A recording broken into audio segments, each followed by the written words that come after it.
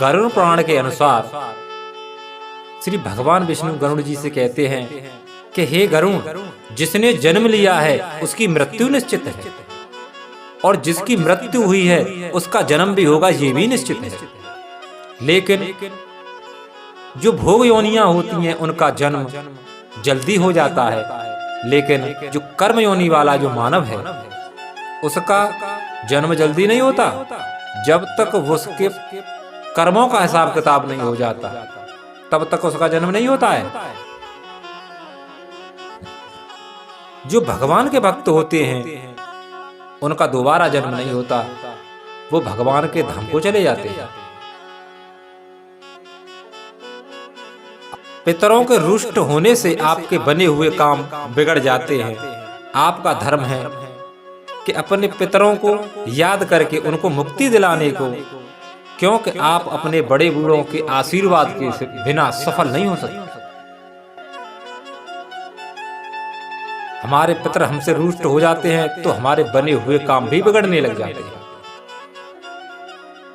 जैसे हम अपने जीते जी माता पिता की बात न माने तो वो हमें अपनी संपत्ति से अलग कर देते हैं। ठीक उसी प्रकार अगर हम अपने पितृजनों पर ध्यान न दें, श्राद्ध तर्पण न करें, तो वो अपना आशीर्वाद हमसे हटा लेते हैं और हमारे बने हुए रुके हुए काम भी बिगड़ने लग जाते हैं।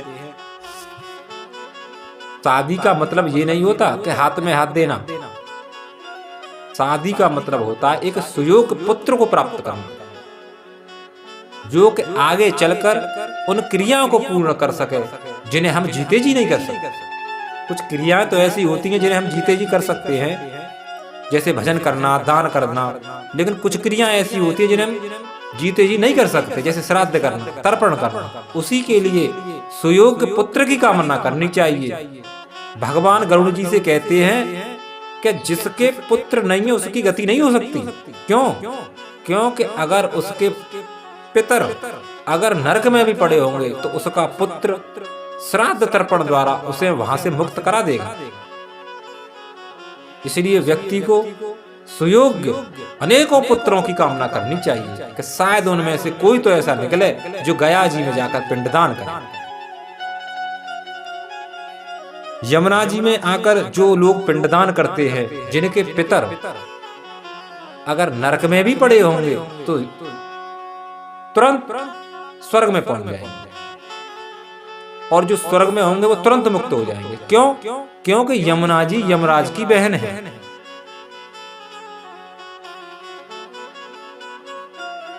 जो लोग कहते हैं ना कि कौवा खाने से क्या हमारे पितर खाने आ जाएंगे, वो मूढ़ व्यक्ति हैं। उन्होंने शास्त्रों को न तो सुना न ज्ञान अध्ययन किया। भगवान कहते हैं कि हमारे पितर पितृपक्ष में धर्मराज की आज्ञा से उन्हीं 15-16 दिनों में अदृश्य रूप से आते हैं और हमसे श्राद्ध तर्पण की अभिलाषा रखते हैं। वो हमें दिखाई नहीं देते।